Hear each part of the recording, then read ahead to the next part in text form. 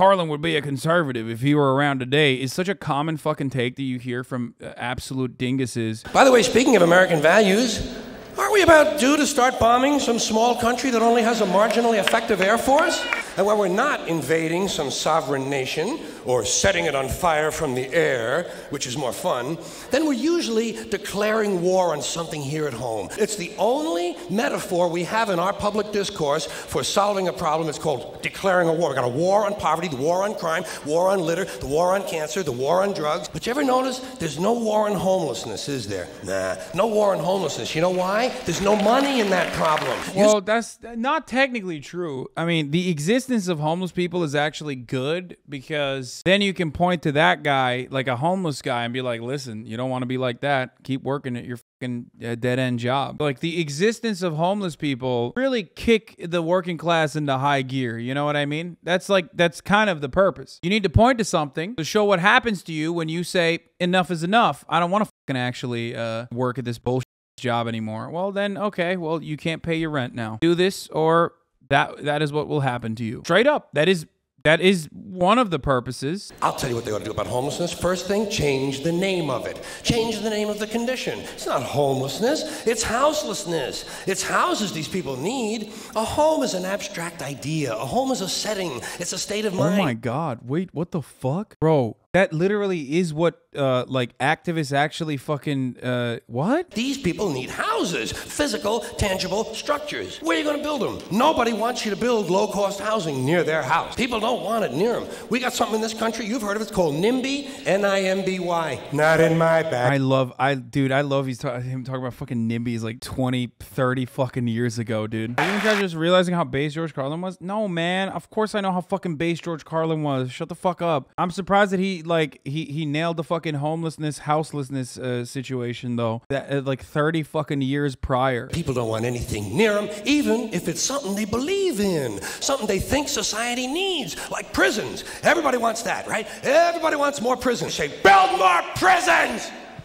But not here. Well, why not? What's wrong? What's the problem? What's wrong with having a prison in your neighborhood? Well, it seemed to me like it would make it a pretty crime-free area, don't you think? What's wrong with these people? All the criminals are locked up behind the walls, and if a couple of them do break out, what do you think they're gonna do? Hang around? I got just the place for low-cost housing. I have solved this problem. Golf courses. Perfect. Plenty of good land in nice neighborhoods.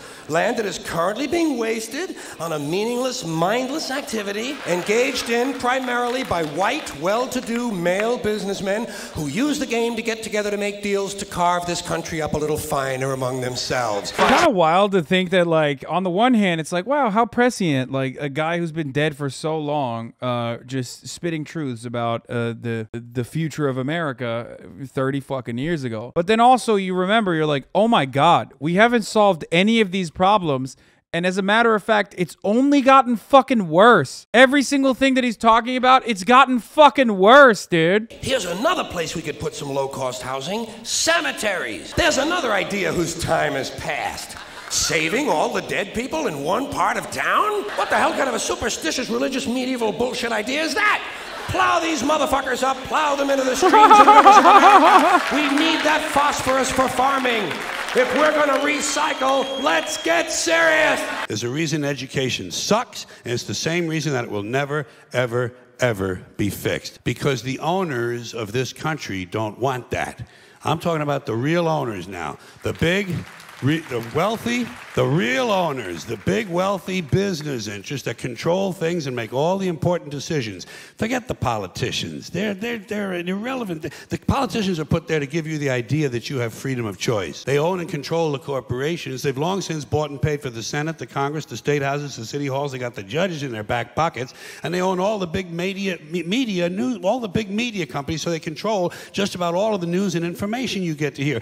The only part of this fucking, you know, I mean, he's spitting. The only part of this that he doesn't like outwardly say, and he does say it in certain instances, the entirety of society is organized around capitalism, and that is the unifying agenda, is upholding, uplifting, normalizing the violence of capitalism. I mean, he also would say it from time to time as well. He's just not really saying it here, but They spend billions of dollars every year lobbying to get what they want. They don't want people who are smart enough to sit around the kitchen table and figure out how badly they're getting fucked by a system that threw them overboard 30 fucking years ago.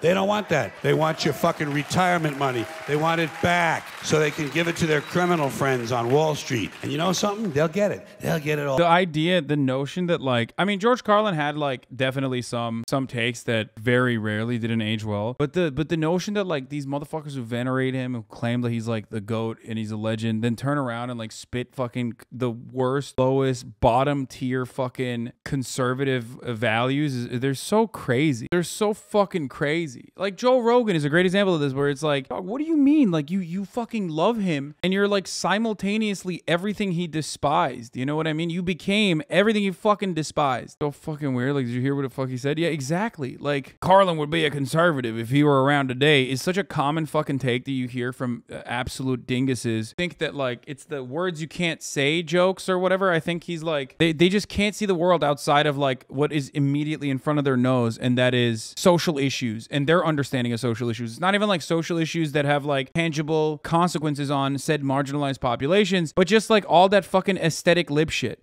Because everyone, ultimately, they're liberals. Okay? They're all fucking liberals. Doesn't matter if you're conservative. Doesn't matter if you're a Democrat. You're still a fucking liberal. You're still engaging in the hysterics. You're still a special little fucking snowflake. You're constantly crying about shit about the other side.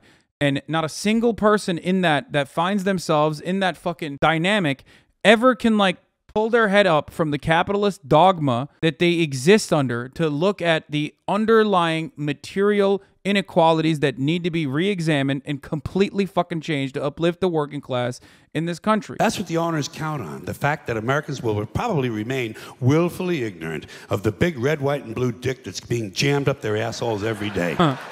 Because the owners of this country know the truth. It's called the American dream, because you have to be asleep to believe it. That's the classic. That's the part that gets clipped up all the time and people use it. Yeah, I mean, here, let's hear after watching that. Oh, the reason I bring this up is I watched that video. I tweeted the video of George Carlin, because, man, George Carlin was I used to watch his videos. My mom would put them on, and my mom's been a hippie, liberal, far left, all that stuff. And you'd probably consider a conservative by today's, measures, the way things have been going. Now, they look at, Kevin Hart. It's so weird seeing this clip again after this many years and now finally having a foundation to truly understand what Carlin means. I feel like a lot of people understand it in the back of their mind but don't have the tools to see and deconstruct the truth. I mean, yeah, that's why I'm a little bit more overt and also try to do, I try to describe more about my worldview rather than just like leaving it on the agitated propaganda side and specifically nailing, all of the material inequalities that we all see and experience and hate. And that's part of the reason why I get fucking punished regularly. Not that complex. No, I think so. I mean, there's a complexity to it for sure. People don't want to hear. Okay. Alex Perrine once said, the most popular politician in the United States of America is a faceless, lifeless ballot measure that is incredibly progressive, but completely not attached to a Democratic politician or a Republican politician. And that fact remains true, okay? Everywhere in red states, blue states, everywhere you look, there are always ballot measures that pass in with margins that are significantly higher than the fucking president in a presidential election, okay? Florida felon voter restoration being being an example, Florida minimum wage, marijuana ballot initiatives. Okay? These are great examples of like super progressive ballot measures. Why? Because the Democratic Party is deeply, deeply unpopular for understandable, totally understandable reasons, and they deserve to be unpopular, okay? Because they suck. They're feckless cowards. The same could also be said for being a socialist, which is why I always laugh whenever motherfuckers are like, bro, you're grifting as a socialist, you're grifting as a socialist. The unfortunate reality is a lot of people in this country love the ideas that are captured within a socialist understanding of the socialist organization of the economy, but they just hate the association with the word because of a century of social conditioning in the form of Red Scare propaganda and anti-USSR and anti-Chinese sentiment. That's it. Which is why I love Bernie Sanders. He's done a fucking he did a phenomenal job of advocating for the things that he advocated for. Sometimes you got to hide your power level a little bit. I mean, maybe not even your power level, but sometimes you have to just not openly state certain words. He said a bad joke 10 years ago. Get him out. Like, could you imagine, God forbid, what would happen with George Carlin's routines today? They would be running all of his old routines saying, no, you have to ban him from the show. Yes. He literally called these people the N-word.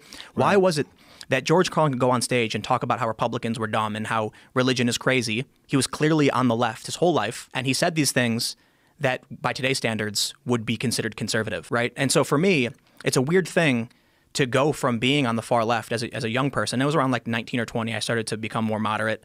And then to see them today being extremely offended like people used to be in the 50s and 60s. You would only think George Carlin is a conservative if your worldview exclusively revolves around social, like a liberal understanding of social issues, like just aesthetically fucking advocating for social issues. You began a sentence a little while ago with it's not a surprise. It shouldn't be a surprise. It shouldn't be a surprise that rich white men don't care about poor black people, period. So they're not high on their list. They're not high on their list.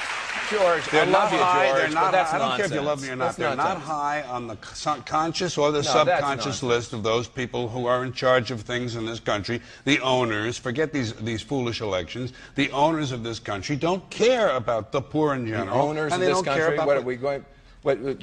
is this Karl Marx talking to me? The owners of this country are the voters of this country. You're wrong. Owned. Look at him. Oh, is this Karl Marx? Dude, why is that a fucking diss? Like, what a fucking psychotic world do we live in where it's like, wow, dude, is this Karl Marx talking? The only way that fucking statement is considered a diss is if you have a century of fucking propaganda, okay? That's it. That's the only way that you can use that as a diss. And with like not a single person fucking knowing anything about Karl Marx by design. And the only thing they know about him is that he's a bad guy and he's responsible for millions, billions, hundreds of billions of people dead. Aren't the owners of this country the voters in this country who elected George Bush? No, they're not. Listen, politics, these elections are a charade. It is a charade. Oh, okay. It is, they are meant to... Well, I'll tell you, just listen for a minute. Learn a little something. The elections and politicians are in place in order to give Americans the illusion that they have freedom of choice. You don't really have choice in this country. As long as you brought up the racial issue, I have to tell you, there's a friend of mine who lives in New Orleans, is black, and I wrote down exactly, word for word, what she said, because I think it bears repeating. She said, after 9/11, I was American. Now I'm back to being black. And I think among the feathers in George Bush's resume is that I think he has lost a whole generation of black people who might have felt that way after 9/11 and now are like, you know what, I can't believe I started to buy into that bullshit. No, so Bill, I just want to be clear on this. So the point is that George Bush did not care about African Americans in New Orleans. That's right. He let them die. That's right. As opposed to the mayor of New Orleans, who didn't even stock the Superdome with food, who is an African American himself, who didn't provide buses so that people could evacuate. Oh, it's awesome. It's like, dude, that is Caucasian activity right there, dude. Hey, we talk about white culture, but like straight up, one of the greatest examples of white culture, which is not a tangible concept, but this is like the closest you can get to it, is immediately finding a black person to blame. Like, literally. Yeah, no. What about black on black violence in the form of the black mayor? Fucking owned. You know what I mean? Yeah, get fucked, dude. Yeah, that's right. Black on black governmental mismanagement. Yeah, exactly. I think it is impossible. There are no poor white people in America. It is impossible to talk about class in America without talking about the fact that the preponderance of black people in this country are still disproportionately poor. It is also impossible to talk about what happened in New Orleans without some white conservatives focusing on the looting, the crime, instead of focusing on the vast majority of poor black people who were law-abiding, who were frightened themselves. But when many white... Also, like, who gives a fuck about the looting, dude? It's called survival, okay? Like, 100%. Every movie, not to do like movie mindset shit here, but like every fucking movie, if the world is falling apart, if there's a zombie apocalypse, you never see motherfuckers who are like, excuse me, sir, perhaps we should not be looting this Rite Aid at this very moment because, I don't know. I mean, it's societal collapse. They're trying to survive, dude. The fuck do you mean? George, you think that looting is looting okay if there's no hurricane? First of all, property. Can you break into tweeters whenever you want? We're talking about. I have no problem with theft. May I be honest? I have no problem with theft. That's crazy. How many fucking conservatives who love George Carlin shat on me for saying exactly this, by the way? Word for fucking word. Bar for fucking bar, bitch. Straight up. How many fucking conservatives are like, George Carlin would be a conservative if he was alive today. Motherfucker, he's saying the exact same shit that I say all the fucking time. You know, this reminds me of the O.J. situation. It wasn't that O.J. was innocent. We all knew he killed his wife. Okay? It's not that looting is good. We all know looting is bad. It's the priorities. It's the fact that white people obsessed on one black guy getting away with a crime once when it had worked in reverse 1 billion times more. What the fuck? Yo, Bill, what? Spitting, dude. What is happening, dude? I told you, Bill, Bill is the OG 9/11 Andy. Like, for those of you who don't know, he says some fucking shit that I would have a hard time saying, okay? The moment you turn 60, you just become racist straight up. God damn, dude. I mean, what the fuck? He's right. The same way they're obsessing about a few people getting away in the middle of this much bigger crisis. It's a matter of what's proportional. I think that's what we're saying about looting. No one is defending looting. Well, George is defending looting, but I have no stake in it. I have no stake in the outcome. I think. On Politically Incorrect, the show that once followed this one, he made this infamous comment less than a week after 9/11. We have been the cowards, lobbing cruise missiles from 2,000 miles away. That's cowardly. That is a Staying in the airplane when it hits the building. Say what you want about it, not cowardly. A week after 9/11, he said that. Bro, a week after 9/11? Are you kidding me? If Bill Maher was Muslim, he would have been executed on sight. He would not be able to, they would not have allowed him to walk out of that building. Someone would have fucking pulled a 9, okay?